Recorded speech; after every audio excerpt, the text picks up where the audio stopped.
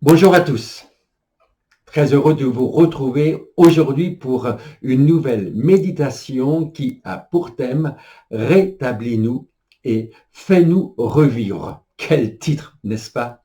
Pour cela, je vous invite à ouvrir la Bible dans le psaume 85. Nous commençons notre lecture à partir du verset 5. Rétablis-nous, Dieu de notre salut. Cesse ton indignation contre nous. T'irriteras-tu contre nous à jamais? Prolongeras-tu ta colère éternellement? Ne nous rendras-tu pas à la vie afin que ton peuple se réjouisse en toi? Ce psaume 85 est une prière en faveur d'une restauration. S'il y a une demande de restauration, c'est qu'il y a eu un déclin, n'est-ce pas? On restaure ce qui a été détérioré, on restaure ce qui a été abîmé. Pourtant, vous et moi, nous avons tous été, enfin je l'espère, les heureux bénéficiaires du pardon de Dieu. Comme le montrent les premiers versets de ce psaume. Éternel, tu as montré ta faveur à ton pays. Tu as rétabli Jacob. Tu as pardonné les torts de ton peuple. Tu as effacé tous ses manquements. Tu as retiré toute ta colère. Tu as réfréné ton indignation. Ce passage est un rappel combien Dieu a manifesté sa faveur envers son peuple Israël. Cette faveur a permis à Israël de sortir de sa captivité.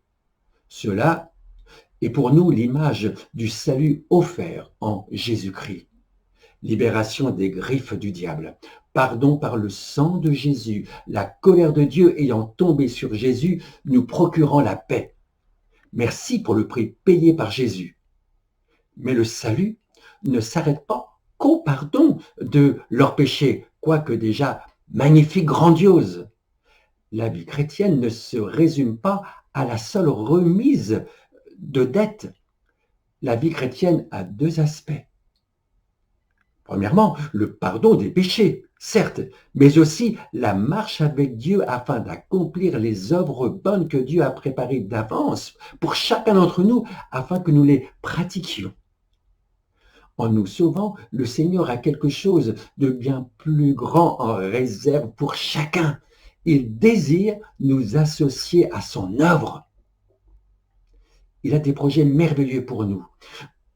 Jérémie dira dans son livre, qui porte son nom au chapitre 29, verset 11, « Car je connais les projets que j'ai formés sur vous, dit l'Éternel, projets de paix et non de malheur, afin de vous donner un avenir et de l'espérance. » Malheureusement, pour beaucoup de chrétiens, ayant bien commencé la course avec le Seigneur, se sont arrêtés. Il ne sert à rien pour un sprinter de courir en tête durant toute la course et de s'arrêter à 1 mètre de l'arrivée.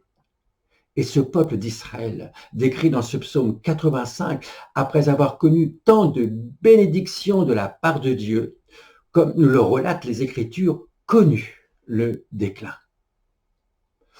Paul en fait allusion dans le chapitre 10 de la première épître aux Corinthiens.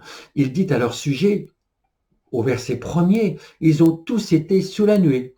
Verset 2, ils ont tous été baptisés en Moïse, dans la nuée et dans la mer. Verset 3, ils ont tous mangé le même aliment spirituel, la manne. Verset 4, ils ont tous bu le même breuvage spirituel, l'eau du rocher, et ce rocher était Christ.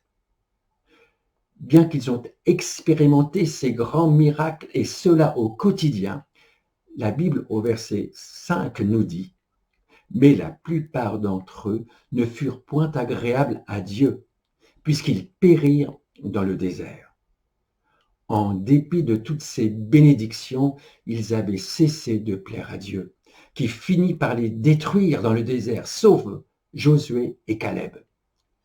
Ils n'ont pas pu atteindre la terre promise. Pour finir, l'apôtre Paul dira au verset 6 que ces choses sont arrivées pour nous servir d'exemple, afin que nous n'ayons pas de mauvais désirs comme ils en ont dû. Le peuple élu a perdu son statut. Alors on peut comprendre le cri du psalmiste au verset 5, toujours au psaume 85. Rétablis-nous, Dieu de notre salut. Le psalmiste sait que le peuple de Dieu a péché et commis des erreurs, mais le psalmiste implore Dieu de rétablir son peuple déchu. Dieu peut-il donner une seconde chance à son enfant rétrograde? Bien sûr, et même une troisième si cela est nécessaire. Nous connaissons tous la restauration du fils prodigue, parabole racontée par Jésus-Christ lui-même dans l'évangile de Luc au chapitre 15, au verset 11. Nous connaissons tous aussi le prophète Jonas, qui lui aussi a été rétabli après sa désobéissance, et bien d'autres personnages de la Bible. Rétablis-nous. Et comme nous le lisons ensuite au verset 7, redonne-nous la vie. Nous lisons, ne nous rendras-tu pas à la vie? Faire cette prière, n'est-ce pas réaliser son état éventuel de mort spirituelle, qu'il manque une dimension à notre salut, comme le psalmiste le dit à la fin du verset 8, et accorde-nous ton salut. Il ne parle plus du salut qui restaure, qui guérit, qui rétablit, qui pardonne les péchés. Prière qui se trouve au verset 5. Rétablis-nous, Dieu de notre salut. Nous pouvons avoir nos péchés pardonnés, mais ne pas vivre le plein salut. Mon ami, est-ce que tu vis le plein salut? Vis-tu le surnaturel de Dieu? C'est important de s'examiner soi-même. Ne cherche pas les fautes chez les autres et cherche à écouter ce que Dieu veut te dire. Comme nous le lisons toujours dans le psaume 85 au verset 9, « J'écouterai ce que dit Dieu l'Éternel. » N'ayons pas peur d'écouter la voix de Dieu. Lisons la Bible. C'est la première chose que nous avons à faire. Elle va nous parler de paix. Nous dit la suite du verset 9. Mais pas à n'importe qui, à son peuple et à ses fidèles, pourvu qu'il ne retombe pas dans sa folie. Combien il est important de lire la Bible, mais aussi de la mettre en pratique. Pour vous rappeler des paroles de Jésus en Luc 6, 46. Pourquoi m'appelez-vous Seigneur, Seigneur, et ne faites-vous pas ce que je dis? Ne nous rendras-tu pas à la vie, afin que ton peuple se réjouisse en toi? C'est une bonne chose que les chrétiens prient Dieu de les réveiller individuellement et collectivement. Sondons honnêtement nos cœurs. Où en sommes-nous dans notre marche avec Dieu? Ézéchiel a eu la vision d'une vallée remplie d'ossements desséchés. C'est l'image de la mort. Dieu lui demande, ces os pourront-ils revivre? Et au prophète de répondre, c'est toi qui le sais. Dieu le savait.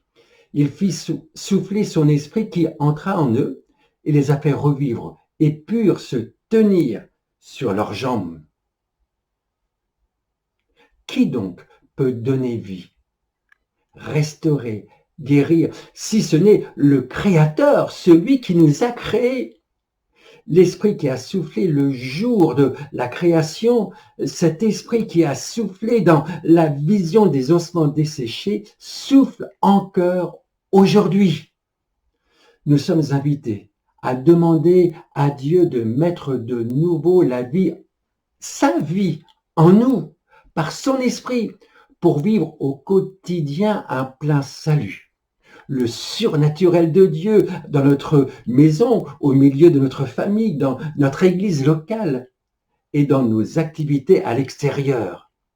Nous sommes invités à nous réveiller pour réaliser par son esprit dans quel temps nous sommes aujourd'hui et nous tenir debout sur nos pieds lorsque Jésus reviendra chercher son Église. Combien l'exhortation de Paul dans Romains 13:11 est de plus en plus d'actualité.